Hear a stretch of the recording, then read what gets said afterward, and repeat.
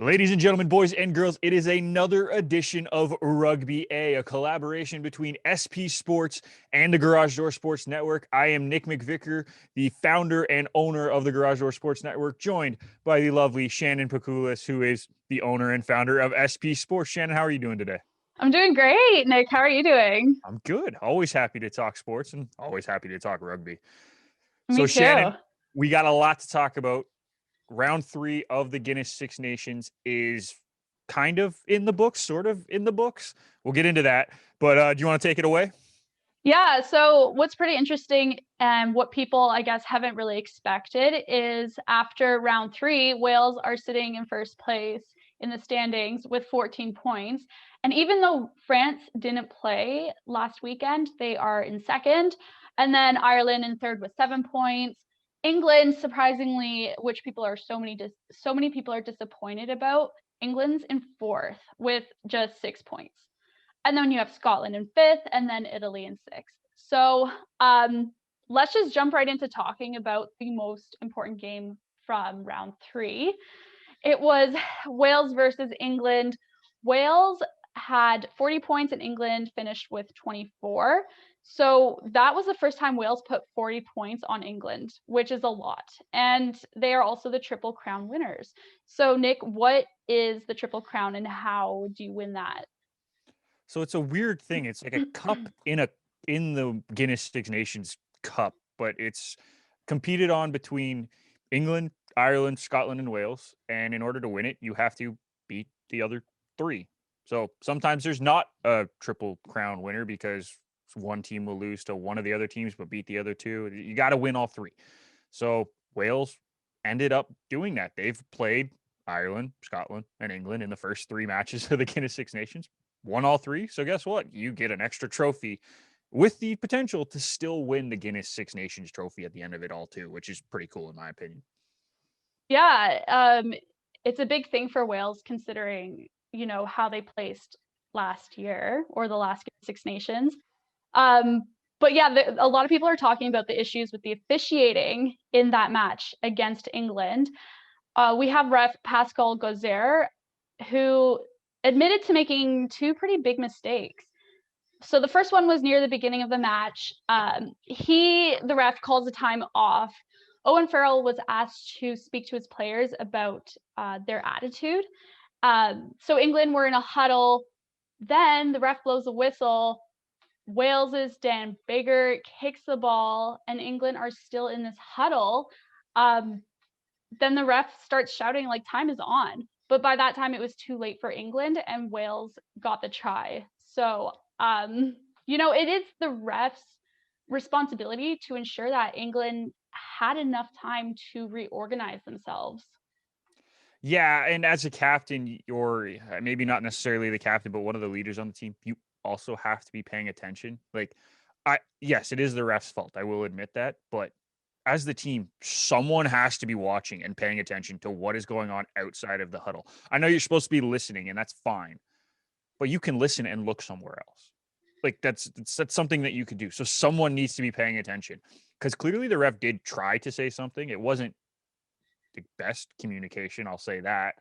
But he did attempt to say, "Hey, yeah, the game's going. Like, you guys might want to get out of the huddle." He might have whispered it to himself, but still, someone needs to be paying attention. Someone needs to see that the other team is lined up, ready to go, which would be a big red flag in my head. Hey, something's about to happen and we're not ready. Someone has to say something. No one did, and they got caught out. So, yes, while it is a big ref issue, England has to take some responsibility for it as well. Like, you can't be that oblivious to what's going on. Yeah, in rugby, you do always kind of have to be ready. Like things happen quite fast. So the second mistake was Louis Rees-Zammit's knock on, which later, Wales got the try, and people are saying that doesn't count because of the knock on. But even the commentators in the moment said that it was a knock on.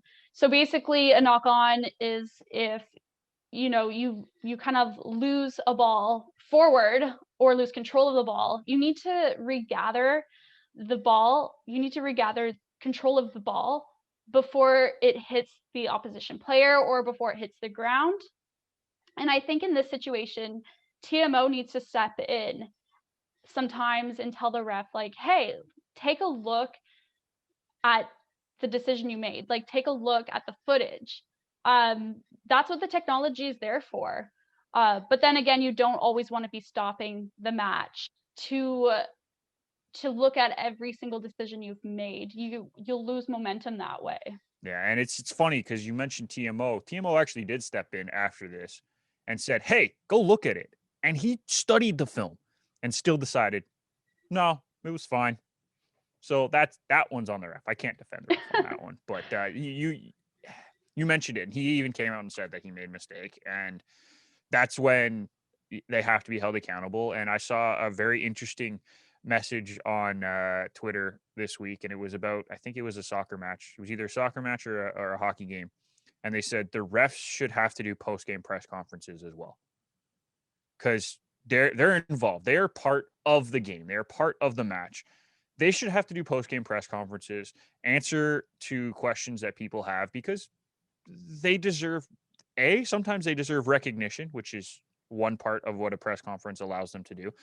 And B, sometimes they need to get called out because if there's no accountability, and that's the case in a lot of, especially North American sports like we're used to, Shannon, there's no accountability for the refs most of the time. We don't know refs' names most of the time. The only time that we know refs' names is when they screw up, but yet they still go out and ref. Angel Hernandez is a great example as an umpire in baseball. Everyone knows Angel Hernandez's name. Why? Because he has one of the worst strike zones in the history of Major League Baseball. It's awful. But everyone knows who he is, and yet he still is an umpire behind the plate. Because he's never held accountable for what he actually does. If they had to do press conferences, they needed to answer questions over and over again, and they were being told that they were messing up. I guarantee there would be more accountability, and that's what this needed to happen as well. A part of me kind of feels sorry for refs in any sport because they're only human. They do make mistakes, but these were two pretty big mistakes in the fact that he was called out saying, take a look at this knock on, and he still was like, no, like, yeah, you have to sometimes be willing to take back your calls. Yeah, and I was a ref growing up. I actually ref soccer here in Ontario. It sucks being a ref. But that's why I think the press conferences aren't necessarily a bad thing because you can also give refs recognition, right? Hmm. Hey, you noticed that there was a mistake in that call. You went to the video board and you corrected it, right? Any sport, pick a sport, really doesn't matter, right? And you were man enough to admit that you messed that up and you fixed it. Or hey, that was an incredible call at first. How did you see that play happening? Or if that was an incredible call on the knock on that barely was a knock on, how did you see that and make the call on the field? If we were able to ask these people questions, refs wouldn't hate people as much. They would not hate the media as much because they're giving them praise most of the time. And B, they would be held more accountable. That's, I think, why the press conferences would be very interesting. And I didn't even realize it until someone posted it on Twitter. And I'm like, huh, go figure, eh? I mean, it's a good idea. Yeah. Because So, they're part of the game. yeah, Everyone else exactly. who's part of the game has to make a comment. Why Yeah. can't they? The thing is the thing that I'm having trouble with is people aren't giving Wales the credit that they deserve this year because, first of all, round one, they beat Ireland when Ireland were down a man for most of the game. They beat Scotland, same thing with Scotland. Like, they were down a man. And then now saying that Wales don't deserve the win against England because the officiating was poor. But I think that they do deserve recognition. They're a dominant tackling team. They have good defense. They had more attacking minutes than England. They deserve the win from all rounds. Agreed. And I think the one thing that gets lost on people is 2 tries equal how many points? To 10. try 10. They still would have won the game. Yeah. It's still that's the answer right there. Yes, I know momentum and things change because of tries and scoring and blah, blah, blah, blah, blah, whatever. They still would have lost the game, England. Wales still would have won the game. Mm-hmm. So you have to understand that Wales is a very, very good squad. They have been playing very good. They're young. We talked about that in the pre-tournament preview, but they are coming together, they're finding a rhythm, and everyone is stepping up. So yeah, they deserve full credit for the win. It's unfortunate for England, but you didn't earn it, and Wales did. End of Yeah, story. yeah, Wales have that perfect balance of, like, the youth and the experience. And shout out to Callum Sheedy who came on, and he was just an amazing kicker. He's dominant in defense.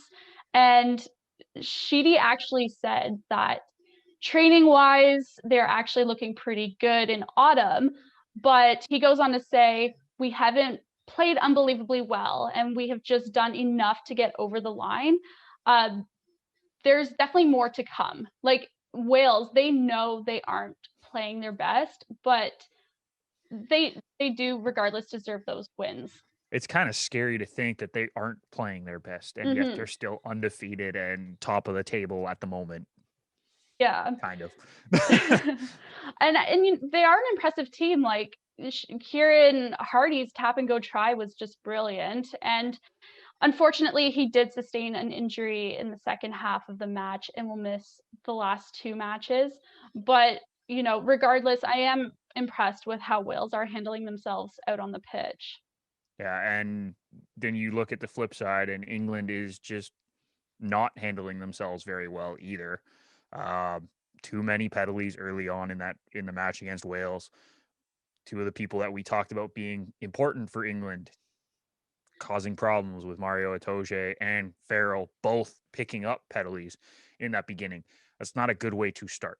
When you start with that, that's when people get confused and be like, okay, well, why are you guys causing penalties and causing us to be on the back end when we didn't need that sort of thing? So it's tough to see those big leaders not stepping up the way they should for England, but Wales Yeah. deserves it. Yeah. People definitely think that the refs are out for England. In a Oh, cry me a river. I know. But in a post-match interview with Owen Farrell, he was kind of put on the spot about the officiating, but he did say like we can be better. England can be better. England lost for a reason. It was because of all the penalties and the poor decision making. Like England gave away 14 penalties. That's a lot. England have a lack of discipline, and even George Ford said, the thing that let them down significantly was their discipline or lack of discipline. Yeah, and it's a big thing. And I mentioned the two early penalties, and you can't be starting a game like that. No matter what sport it is, you should not be trying to put yourself on a disadvantage early. It's tough when you think the refs are out to get you. You tend to do undisciplined things because you're like, well, we're gonna get called against anyway. It's a bad mental state to be in, and it looks like England's stuck in it right now. Yeah, when they start to lose early on, they start to lose control of the whole game all the way through. Do you think that England crack under pressure? I wouldn't necessarily say pressure. I think what's going on is that they're cracking under early issues. Every single match that we've talked about, they've struggled at the beginning of the match, which has caused them to go on to lose because they can't come back from it. It's not really cracking under pressure, it's the inability to fix mistakes or get back even. And that's the biggest thing. And it's another mental block which they seem to be building up in England right now. Unfortunately, on this squad, they don't have the mental capacity to get past an early deficit or undisciplined because of the refs against you. Which again, I think that's a ridiculous thing, and I can tell you from personal experience, when your team thinks that the refs are against you, you've already put yourself behind many different times. It's not good. Mhm. I think the issue as well is England's positions lack some depth. I think that Eddie Jones needs to really develop his players instead of just favoring the big guys all the time and giving those guys the playing time. England also need to be more flexible and more adaptable. They need to read the game and they need to read the ref and kind of adjust to this instead of just sticking to the same old thing. And I think that now that England are down, the next few matches that they have, they should play around a bit, see what is working for them, and they should try out new players.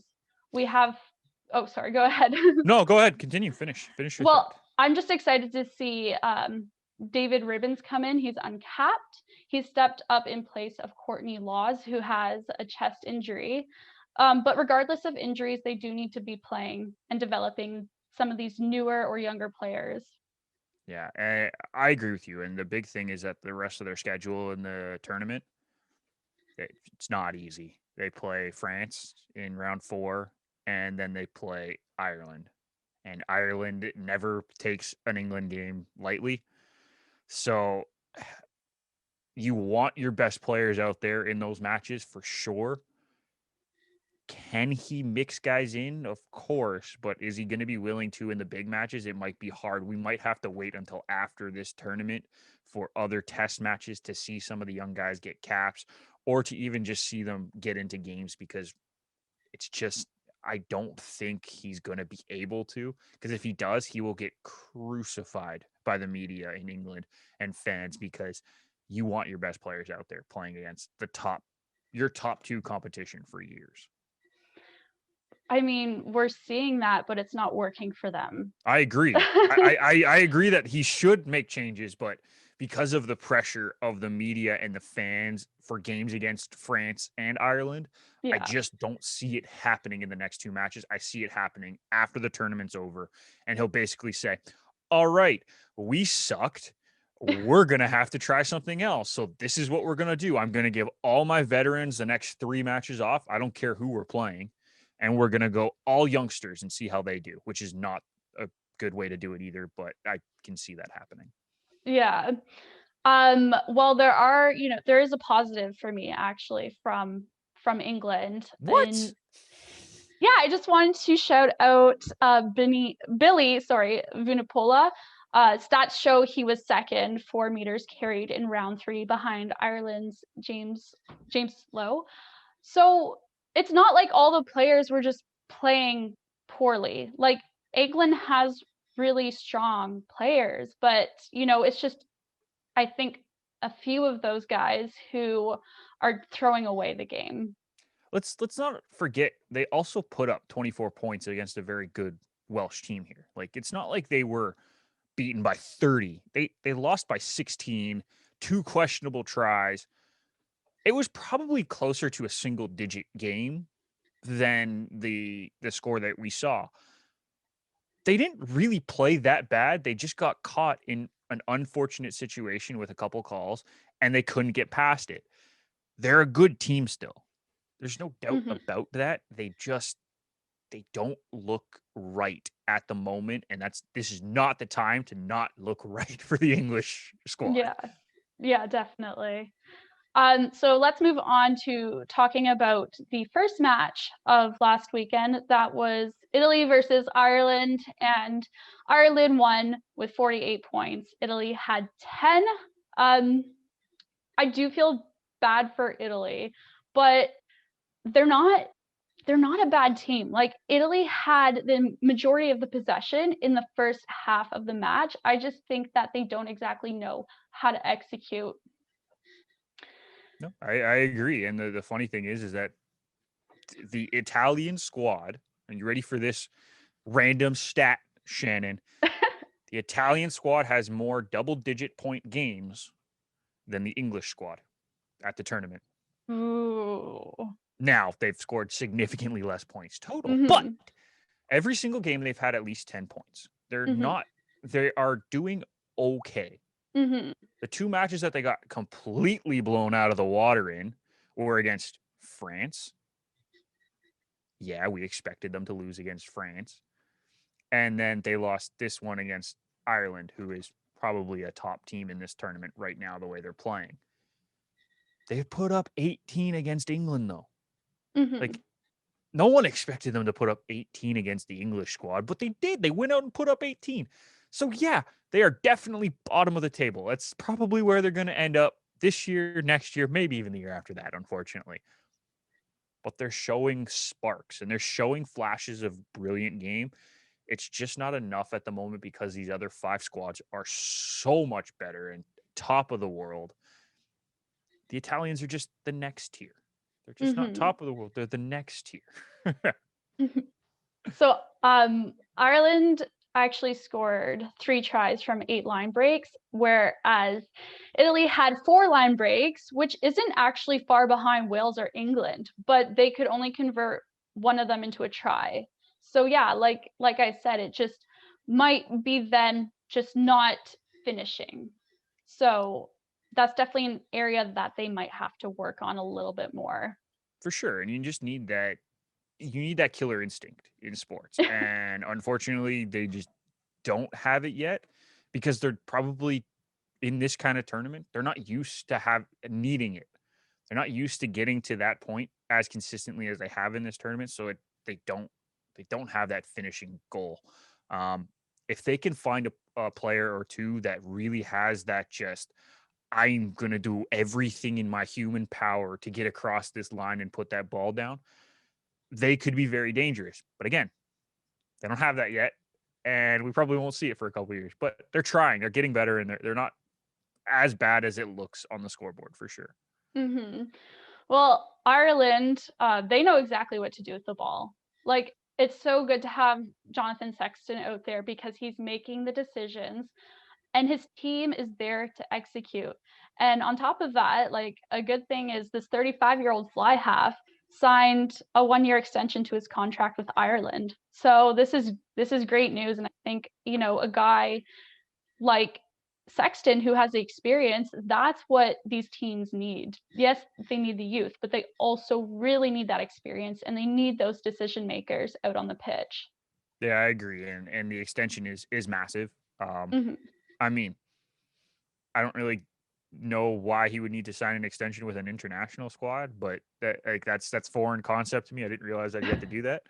But the fact that he said I'm coming back, like that's always huge. And anytime you can get a player committed who wants to improve the squad and has the ability like he does, and you saw it in this game. I think he had what 5 conversions and 2 penalty kicks. Sorry, 6 conversions and 2 penalty kicks, which is just ridiculous. Like that's just complete dominance at his position. And you said it. He was controlling the game even when he wasn't kicking. Like if you can control the game in all facets, that shows a true leader, and that's what you want. Yeah. So yeah, like good on Ireland for the win, but also good on Italy for going out there and obviously like working as hard as they did. It was evident. Yep. And then unfortunately we weren't able to see France against Scotland in round 3 because France actually have broken the COVID bubble rules. Um, and they just weren't able to play. And now the question is, will they play Scotland or will France have to forfeit? And if they do forfeit, Scotland gets those points. Yeah, it would not be how France would envision this going, obviously, but you break protocol, you got to face a consequence. If it goes that way, that opens the door wide open for Wales to run away with the rest of the tournament. All they would need would be to win their next match, because I don't think they play France until round 5, if I'm correct. Let me just Yeah. make sure. Yeah, so It, they play around 5. So they need to win their next match and just hope not to get blown out in the final match, basically. And then it's their tournament. Even if they lose that last one, it's just an unfortunate situation. Like you don't want it to come to that, but it looks like that's the case. And I mean, good on Scotland for not like throwing them under the bus necessarily and saying no, we should automatically get the points, but it's the way it goes. yeah, it's such a disappointing situation because I think everyone is super curious to see how France will finish. And, of course, people are curious to see how that game against Scotland would have gone. So yeah, it's just an unfortunate situation, but we'll have to wait and hear what comes of it still. And like the last 3 matches for France were gonna be Scotland, Ireland, Wales, which would have been fun for fans. Like that would have been an entertaining 3 games, especially the way those 3 teams are also playing. Like we thought France was running away with it after round 1, last time we talked, Shannon, because they looked so good. Round 2, they looked great again. And you just were like, okay. And then you looked at the other three squads and they're like, oh, all these guys are playing well too. So this is going to be a fun road to the finish for France. And then this comes up and you're just like, oh. I know, but we can't be too hard on France. I know people are because like it is a very serious thing, but at the same time, like, you want to be able to go do things with your family, support your family, it's just a hard situation to be in. It's weird. I don't know. I It's guess I hard. think from my perspective, one of my hosts on one of the other shows that I do, me and him talk about this all the time because we talk about the NHL, and it's during the tournament that should be your only focus. Should be the tournament. You shouldn't be taking your family out to dinners and stuff like that. Like you should be going from the pitch for practice home, resting, trying to avoid all contact with people. It's 6 weeks. That's all it was. It was 6 weeks. All you had to do was stay COVID free for 6 weeks. So Yeah. while, yes, it's a tough situation, they do have to take some responsibility for what happened. And you have to understand that you are a professional athlete. You are getting paid to go play a game that many people would love to play at the international level or even just semi pro at this point. You have to take it seriously. You have to understand it's 6 weeks out of my life. And then we can go back to having dinners together. And then we can go back to going out and doing stuff with the kids. You can do stuff with the kids at home. Let's not pretend like that's not something you can do. You can have date night at home if you're one of the young guys who isn't married and doesn't have kids.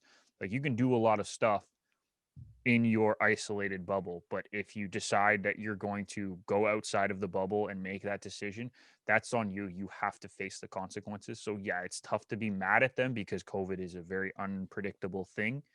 But you have to understand for 6 weeks, you could have just locked yourself down.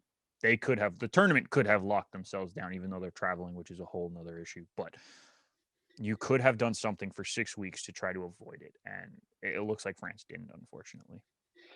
Yeah, I mean, there's a lot of people also saying, do France even deserve a chance now? Should they just be out because of this? Um, but it is hard because apparently, you are allowed to see family, but then who are your kids seeing? Yeah. Who are your parents seeing? Like, if you're going to restrict these athletes, then just totally restrict them because even just going to see their families, like that's involving so many other people. So I just don't know if even these COVID rules in sport sometimes make sense. Like, Yeah, it's a tough situation. I mean, let's just break this really easily. COVID sucks. It is a very tough situation for everyone to try to deal with. People have lost their jobs because they can't go or they've been put on EI. The whole situation is very, very tough to figure out. And what you can and cannot do is inconsistent between countries, even over in Europe, even in North America. exactly. Even in North America, but that's a whole other issue. Um, it's tough for them to understand what they can and cannot do. And maybe Yeah. it comes down to the individual teams. Like the French national team has to have rules put in place because, okay, we can't go out because all of our kids are allowed to go to school. So unfortunately, we're going to lock down as a team, right? Or if I don't know if France is even in a lockdown, but if they're in a lockdown, right? Like I think Italy was in a lockdown for the longest time. So the Italian squad, it's different because their families aren't going out consistently. So yeah, you can go home Yeah. because they're not seeing anybody. It came down to that, and it looks like the teams didn't do that, and France is paying the consequences because they're the ones who unfortunately had the issue. Yeah. It's yeah, it's hard. It's hard to figure it all out. Yeah, But we will have to see what happens with France. yeah. Whether or not they get to play again, we'll find out. Yes, Listen, stay listen. The Toronto tuned, folks. Raptors had to play with like a half squad this week, right? So Mhm. no real sport wants to stop. I know, and, some people are saying maybe the best thing is to just stop the sports, but, you know, as long as these rules are in place and people are following them, we have seen it work for the most part. So And we'll just the people that don't follow, they get consequences. That's the way it works. definitely. So let's move on to talking about round 4, which is not this weekend. It's actually next weekend, which starts on March 13th. We have Italy versus Wales at 9:15 a.m. Eastern time. And I just want to talk about, some predictions we have. For this match, I do think that Unless you say, if you say Italy, I'm going to be really, really thrown off here, Shannon. If you try to convince me Italy is going to win, we're going to have a talk. I know I wanted to slowly go into what I was gonna say so that everyone's like, oh my God, what is she gonna say? The suspense is killing me. But I think it's pretty clear what I'm about to say. I think Wales will win against Italy. Yeah, I mean, as you were saying earlier, Wales has this chance to win the Grand Slam. They have to beat Italy, which they most likely will. And then if they play France and if they beat France, they could win the Grand Slam. But that's only if they play France. Like I said, we don't know Which we don't yet. know. Yeah. Yeah, no, I agree with you. I think Wales takes this one. It's probably going to be like another 50 to 10-ish scoreline for Italy, unfortunately. But that's the Yeah. way it is. And then the next game on Saturday, March 13th at 11:45 Eastern time is Maybe. maybe, I know, we don't know. It's England versus France. So, I mean, if they do get to play, I am going to say that France will beat England. But yeah, it's hard to know. This one's also an interesting one because we just talked about it. France is coming off COVID, right? Like some of the Mhm. players, if they're allowed to come back, so the players who did test positive, if they're allowed to play, how does that affect them? Will they be at full health? Will they be at full cardiovascular ability at that point? Just because it's so different how it affects different people. If they aren't allowed to come back because they haven't tested negative enough times, and they have to put in the second team guys, how does that affect the game? Like this one is going to be a real interesting one. It's going to come down to who plays and how healthy they are for France. If the squad comes back and plays normal, yeah, they're probably going to beat England. If they have any lingering issues or any B squad guys having to fill in because the guys can't play, England might be pissed off enough to take it to France. So we'll have to see how that one plays out Mhm. And then the game that I'm most excited to watch is because it's the most exciting of the week. I know, Scotland versus Ireland. And that one's at 11 a.m. on Sunday, March 14th. I think a lot of people would say Ireland is going to win this one, but I'm going to say Scotland. Um, Oh, you're going with Scotland again, like week one? Okay, I see I how it am. is. I I mean, see how it is. I don't have any favorites, just saying, but Clearly. I might have to go with Scotland. And the thing for me is Scotland did have that extra time to rest. So maybe that will come into play. But yeah, I think it will be a close game. And I think my prediction is Ireland will lose, but with the loser's bonus point. Interesting. I'm gonna go with Ireland and I'm gonna counteract your points. And the first 2 weeks, Ireland lost 2 games by a combined score of 5 points and 2 points. So 7 total points. They lost 2 matches. And then they decided to just absolutely beat the tar out of Italy. But that's besides the point. I think the rest might actually hurt Scotland because it looks like Ireland is coming into their own. They're finding their legs, they're finding their rhythm. And Scotland has now been out for an extra week, not playing a game. And no matter how much you practice, you are not at game speed if you don't play a game. Ireland is coming ready. And I think the time off will actually hurt Scotland more than it helps them. Interesting. Well, I'm Well, we saw what happened last excited. time we disagreed. So I'm excited for this one. So, yeah, we'll have to see what happens. I wish that rugby was on this weekend, but it's not. So I'm gonna have to figure out what to do with my life. Um, but yeah, You can watch Garage Door Sports. Shameless plug. that's a really good idea. Thank you for that. Absolutely shameless plug. It's fine. Well, I think that's it for today, unless you have anything else you want to add. Nope, I am good. I was gonna ask who your favorite hairstyle was, but I think we're just gonna skip that one, right? I've thought about it, but I just couldn't decide. And we were missing two teams. It just seemed Yeah, a little it's bit not fair. unfair. I know. But next time, Yeah. Okay.